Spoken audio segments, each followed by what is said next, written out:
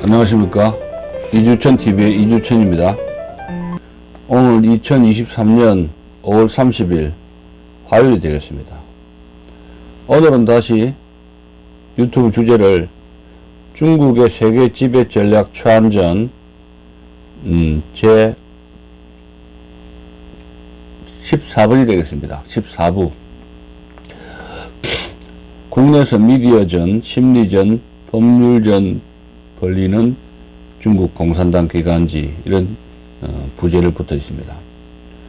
그래서 중국의 한국 지부 대표인 이민망 한글판 대표는 지자체장, 언론사들을 접촉하면서 정치적 영향력을 연일 확대해 왔습니다.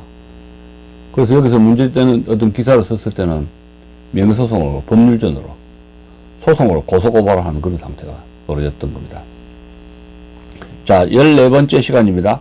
국내에서 미디어전, 심리전, 법률전을 벌리는데, 이것은 중국 공산당이 벌리는 초안전의 하나의 일종이다.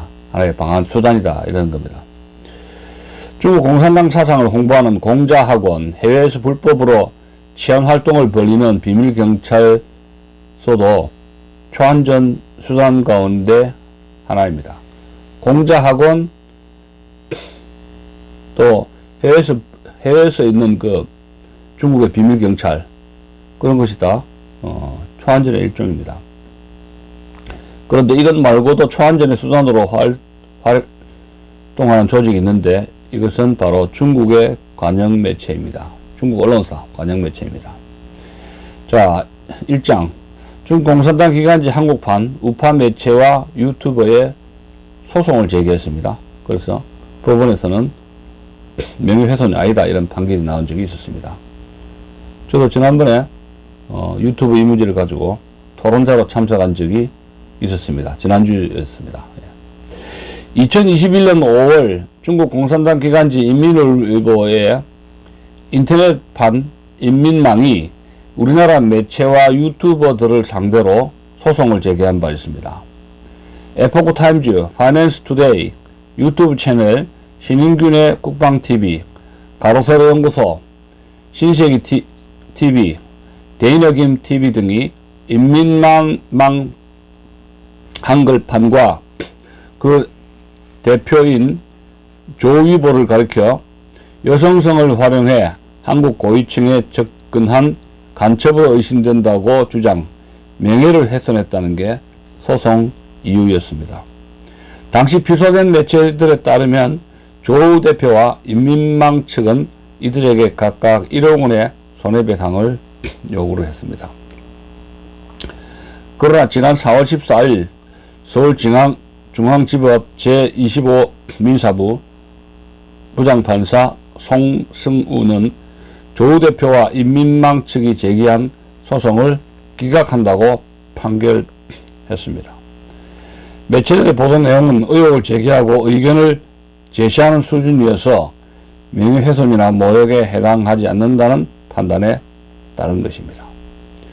재판부는 판결문에서 헌법상 언론 출판의 자유와 책임을 언급한 뒤에 해당 보도로 인한 피해자가 공적 존재인지 사적 존재인지, 표현이 공적 관심사인지 사적 영역에 속하는 사안인지 구분해야 한다면서 공공적, 사회적 의미를 가진 사안에 관한 보도라면 언론의 자유에 대한 제한이 완화되어야 한다고 지적을 했습니다. 재판부는 외교관이 아닌 외국인이 국내에서 자국과 대한민국의 교류 협력을 증진하기 위한 활동을 펼치는 것은 흔한 일이고, 원고들의 활동이 그러한 것인지 아니면 간첩 활동에 해당하는 것인지 여부는 경계가 모호하다며, 국내에 중공 영향력이 커지는데 반감을 갖는 국민들로서는 원고들의 활동이 간첩 활동에 해당한다고 의심할 여지도 있다. 게다가 중국의 우호적 입장을 가진 국내 공직자를 비판하는 내용도 포함되어 있어 공적 관심 사안에 해당한다고 설명했습니다. 간첩 의혹 보도에 대해 재판부는 원고인들이 국내에서 간첩 활동을 한다고 단정적으로 표현하지 않았고 우회적으로 드러내거나 의혹을 제기하고 있을 뿐이라며 원고들이 제출한 증거만으로 국내 간첩 활동 사실을 적시했다고 보기 어렵고 이를 인정할 만한 증거가 없으므로 원고 측 주장은 살필 이유가 없다고 기각 이유를 밝혔습니다. 재판부는 또 조위보 인민망 한국 대표가 여성성을 이용해 간첩 활동을 하고 있다는 주장 때문에 명예훼손을 당했다는 주장에 대해서도 남성 시각에서 여성을 비하하는 등 다소 불량한 측면이 있으나 공산당 당원인 원고가 국내에서 수행한 활동들은 사생활이 아니라 공적 활동 영역에 속하기 때문에 관련 보도는 허용 한도를 넘었다고 볼 수 없다면서 해당 보도는 구체적인 사실 적시에 해당하지 않는 의견 표명에 불과하다고 지적을 했습니다. 즉 인민망 한글판과 그 대표가 간첩 활동을 하는 것으로 의심된다는 매체들과 유튜브 채널의 주장은 합리적 의심이라는 설명이었습니다.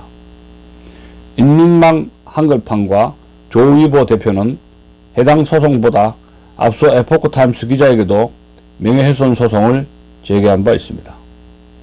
그러나 해당 기자가 2021년 12월 서울 마포경찰서에 출석해 50여 쪽의 소명서를 제출하고 보도 근거를 제시하자 경찰 측은 무혐의 검찰 불송치 결정을 내리고 사건을 종결했습니다.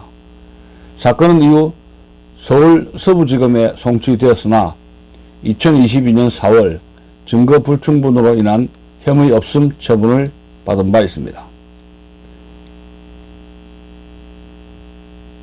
인민망 한국판과 조우 대표는 즉각 항고했으나 같은 해 10월 서울고검 또한 항고 기각 처분을 내린 바 있습니다. 2장입니다. 우파 매체 유튜버가 제기한 인민망 대표 로비설 곳곳에서 정황 나타나 2장입니다. 두 번째 꼭지. 인민망 한국판과 조우 대표가 수억 원대의 소송을 제기한 이유를 두고 우파 진영 내에서는 조우 대표에 대한 간첩 의혹 제기만이 아니라 해당 매체와 유튜버 채널이 과거 코로나 우한 연구소 기원설 등 중국 공산당이 언급을 금지하는 내용을 꾸준히 보도하거나 방송했기 때문이라고 풀이하고 있습니다. 평소에도 중국 공산당을 강력히 비판해온 에포크타임스, 파이낸스 투데이는 코로나 대유행이 일어나자 우한 바이러스 연구소에서의 코로나 유출설을 시각으로 중국 공산당이 자국민을 강제 감금하고 치료도 제대로 하지 않고 방치하고 코로나로 사망한 시신을 가족들 입회 없이 강제로 화장하고 해외에는 정확한 정보를 알리지 않은 것을 인용 보도한 바 있습니다. 또한 2020년 6월부터 몇 달 동안 벌어진 미국 내 BLM, Black Lives Matter, 흑인 목숨이 먼저다, BLM과 안티파 폭동에 중국 영사관과 유학생 등이 연루된 정황이나 중국이 개발한 코로나 백신이 아무런 효과가 없다는 사실 등을 폭로한 바 있습니다. 해당 매체들은 이런 보도에 이어 조위보 대표가 2011년 최문순 당시 강원지사를 만난 것을 시작으로 국내 지자체장, 언론과 만나 협력관계를 맺었고 그 결과 친중파가 크게 증가한 게 아닌가 의심스럽다고 보도한 바 있습니다. 특히 최문순 전 강원지사가 중국에 가서 강원도 차이나타운 사업을 두고 한국 유일의 1:1로 사업이라고 말했다는 것도 폭로한 바 있습니다. 매체들에 따르면 조우 대표는 2011년 중국에서 양양공항을 홍보해 주겠다며 최문순 당시 강원지사에게 접근해서 친분을 쌓았습니다. 이후 조 대표는 강원도 강릉시 평창군, 경북 경주시, 전북 군산시 익산시, 전남 담양군, 경기도 광명시, 경남 하동군, 광주 광역시 남구 동구 등 지자체들과 업무 협약을 맺은 바 있습니다. CJE&M 계열사 및 10개 이상의 언론사와도 업무 협약을 맺었습니다. 조 대표의 발언 시간이 흐를수록 광폭 행보를 보였고 그 영향력도 비례해서 강해진 것으로 보입니다. 최문순 지사는 2014년 조 대표를 명예강원지사로 위촉한 바 있습니다. 2015년 10월에는 서울시 명예시민 타이틀도 얻었습니다. 중국 관영 최대 인터넷 언론인 인민망에 서울시 관련 기사를 적극 게재했고 주한 중국 상공회의소 부회장으로 활동하며 서울 기업들의 중국 진출을 도왔다는 것이 명예시민 위촉 사유였다고 합니다. 재미있는 점은 박원순 당시 서울시장이 중국에 가서 파리가 말에 붙어가듯 우리는 중국에 붙어가야 라고 발언한 지 불과 2달 뒤의 일입니다. 조 대표의 국내 진출 및 인맥 확대에 도움을 주었다고 평가받는 최문순 전 강원지사는 2019년 12월 6일 중국 베이징 인민망 본사에서 열린 강원 차이나타운 출범 행사에서 한국의 유일한 1:1로 사업인 중국 복합문화타운, 홍천 차이나타운의 공식 명稱입니다. 이것이 중국 복합문화타운 조성을 공식적으로 알리는 뜻깊은 자리에 참석하게 되어 기쁘다며 강원도에서 작은 중국을 통해 한중 간 문화가 융화되는 교류의 장소로 전 세계인의 관심을 끌게 될 것을 기대한다고 소감을 밝힌 바 있습니다. 자, 친중파가 이렇게 양성되는 거죠. 최문순 강원지사가 대표적인 친중파 인사 아닙니까? 예.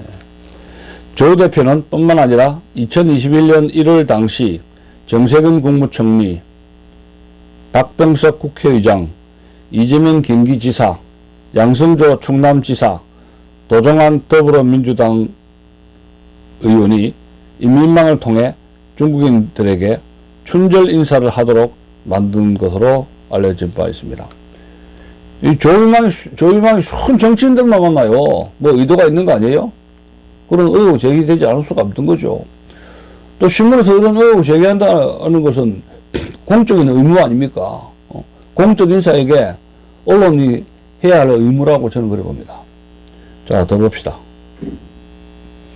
초안전의 저자 이지용 계명대 교수는 인민망 한국판의 소송 제기 등을 두고 현지 법률을 악용해 중국 공산당의 의도를 관철하고 우리나라 언론에 재갈을 물리려는 중국 공산당의 정형적인 법률전이라고 지적을 했습니다.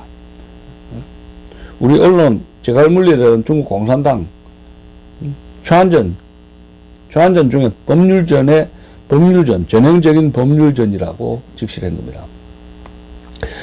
초안전의 주축인 인지전과 법률전, 여론전 가운데 인지전에 속하는 미디어전과 법률전을 동시에 구사한 사례라고 이종 교수는 풀이를 했습니다. 자, 우리나라 친중파 세력이 2010년부터 2020년 문재인 정부 시절까지 10년 동안에 급속도로 팽창을 했는데 그 중심에는 최문순 강원도지사가 중심에 우뚝 서 있다. 이런 말씀을 드리고 싶습니다. 오늘 방송 여기까지입니다. 감사합니다.